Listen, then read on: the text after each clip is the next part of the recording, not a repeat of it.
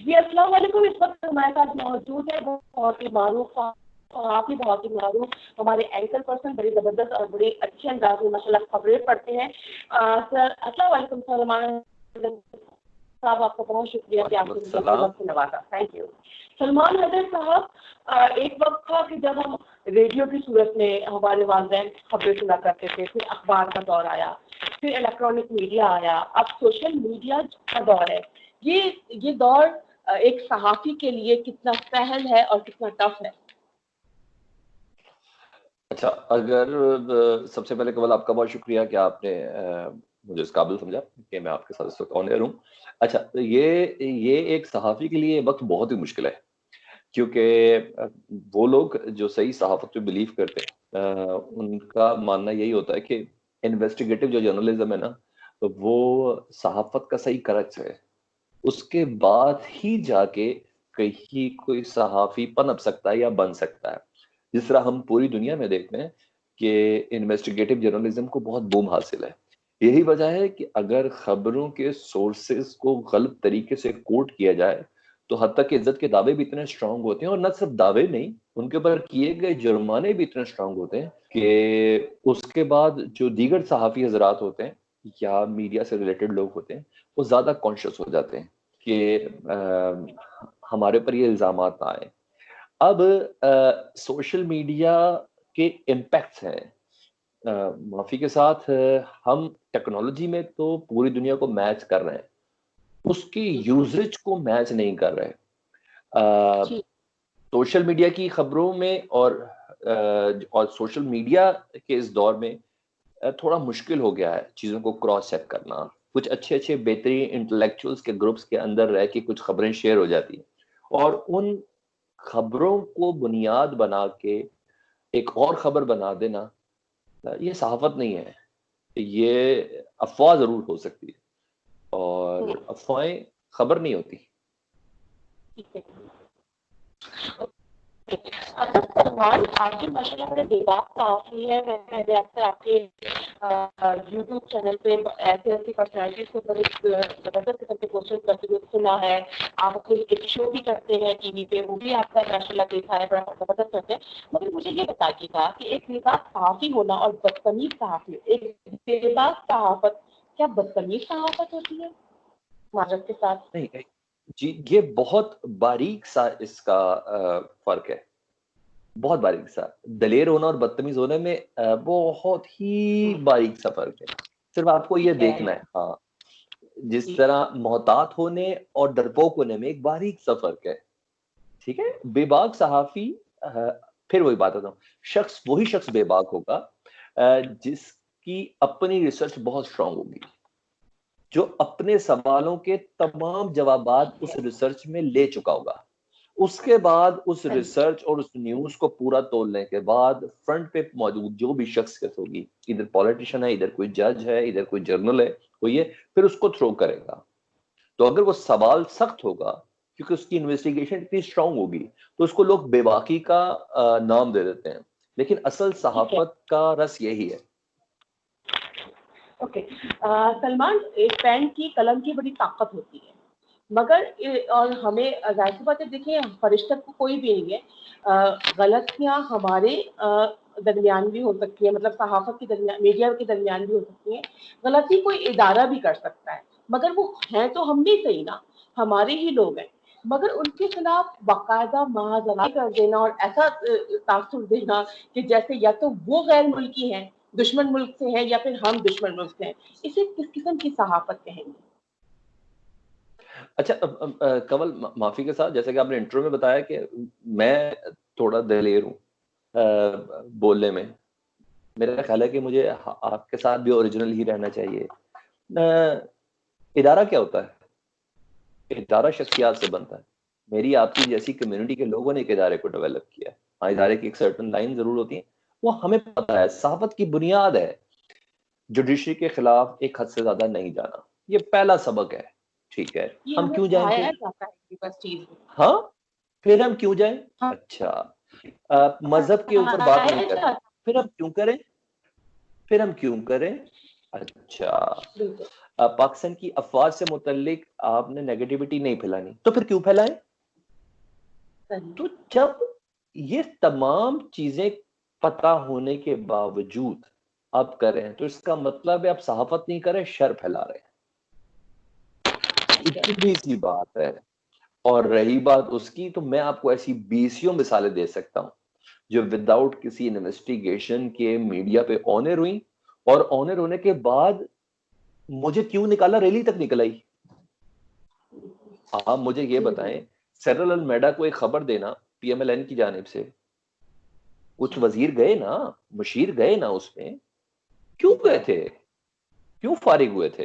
कहने वाले कहते किसी ने किसी को बचाना था, किसी ने किसी को बचाना था, हुकूमत चली गई।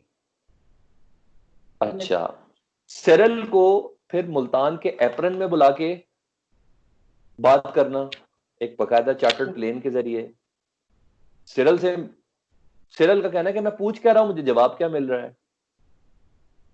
तो अब क्या करेंगे? सिरिल ने तो अपनी साफत पूरी की ना, एक इतनी बड़ी शख्सियत उसको सवालों के जवाब दे रही है, और उन सवालों के जवाब दे रही है जो उसने सवाल किए भी नहीं, जो सुबह की हेडलाइन तो लगेगी। तो इदारा तो जिम्मेदार हो गया ना, ऑटोमेटिकली इदारा तो जिम्मेदार हो गया। तो ये कुछ ऐसी चीजें हैं जो क्रॉस चेक के बगैर, हामिद मीर साहब वाला हादसा जो था, क्रॉस चेक के बगैर फौरन विद इन 9 सेकंड्स पे इल्जाम आ गए। अब मैं हमेशा से ही कहता हूं, थोड़ा सब्र कर लेना, खबर पहले देने में इतनी जल्दी क्यों है? थोड़ा सब्र कर लें यार, हम तरबियत भी तो कर रहे हैं ना किसी जनरेशन की। बिल्कुल। सलमान, आपने भी देखा ये मताउल्लाह जान साहब के हवाले से, वसीउल्लाह जान साहब के हवाले से एक मुबैना अफवाह का सिलसिला सामने आया। अच्छा, उन्होंने जो कहा या नहीं कहा, वो तो मामला जब ही होना था ना कि जब वो मंजर आम पे आते, मगर हमारे बहुत से सहाफी दोस्तों ने एकदम से डिक्लेयर कर दिया कि जी ये तो फौज ने उठा लिया और फौज लेके चली गई है। तो ये कौन सी सहाफत कहलाएगी? इल्हामी सहाफत कहलाएगी, बेबाक सहाफत कहलाएगी, या बस गुस्से वाली सहाफत कहलाएगी? इस सहाफत को क्या नाम दिया जाएगा? इसको जहालत वाली सहाफत बोलेंगे। और अच्छा। मैं, थैंक यू आपने मुझे ये प्लेटफॉर्म दिया है। मैं ऐसी पाकिस्तान की फौज को मानता ही नहीं, मैं ऐसी पाकिस्तान की किसी एजेंसी को मानता ही नहीं जो काम करे और सीसीटीवी फुटेज के अंदर आ जाए।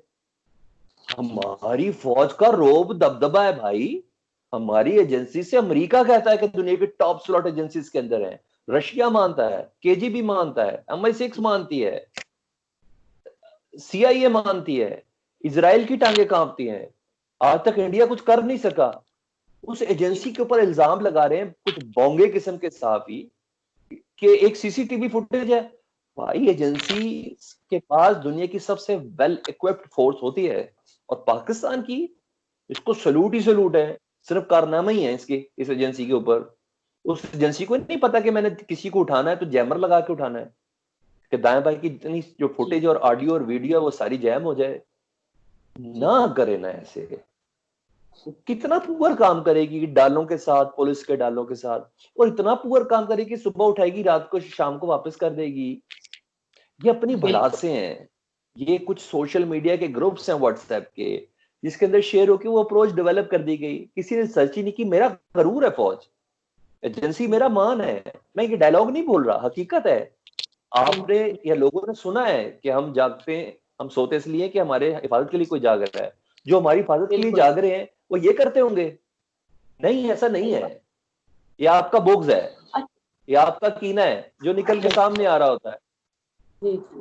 और ऐसे मौके पे उठाएंगे उन्हें कि सुबह सुप्रीम कोर्ट में जिसकी हेयरिंग है, ना करें, ऐसे कैसे हो सकता है?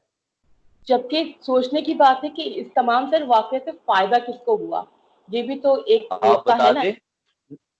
फौज को नुकसान ही हुआ, एजेंसी को नुकसान ही हुआ, तो इसका मतलब है नुकसान पहुंचाने वाले कोई और थे। थैंक यू वेरी मच, आपको समझ आ रही है।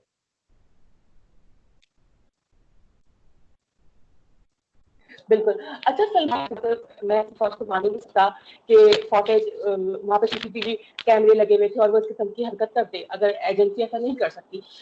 मैं बड़ी माजरत के साथ कहूंगी, मेरे लिए भी काबिल उस्ताद हैं वो, और आपके भी उस्तादों में शुमार होता है है उनका, हामिद मीर साहब। अगर आप इसका सवाल का जवाब ना देना चाहे बिल्कुल आप मना कर दीजिएगा, पर मेरा सवाल जरूर सुन लीजिएगा। हामिद मीर साहब ने कहा वॉइस ऑफ अमेरिका को इंटरव्यू देते हुए कि उन्होंने एक सेगमेंट रखा था मतीउल्लाह जान साहब के अगवा के हवाले से, जो मुबैना अगवा हुआ था, कि बिल्कुल शो के लास्ट में रखा था और उनका ऑन एयर नहीं होने दिया, क्योंकि किसी से इन्वर्टेड कॉमास में कहूंगी कि किसी की कॉल आ गई और उन्होंने वो ऑन एयर नहीं होने दिया, जिसकी वजह से वो समझ गया कि भाई इनको किसी बूट वाले ने उठाया। तो उस बूट वाले को ये तो पता चल गया कि हामिद मीर साहब एक 1.5 मिनट का या 2 मिनट का मतीउल्लाह जान साहब के हवाले से एक सेगमेंट कर रहे हैं।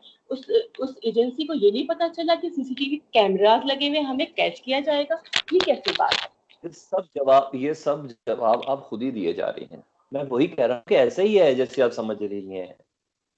उनसे अंदाजा हुआ, उन्हें इससे लगा, ये सारे जुमले आप बोल रही हैं। उनके पास कोई ठोस सबूत है किसी चीज का? और मजे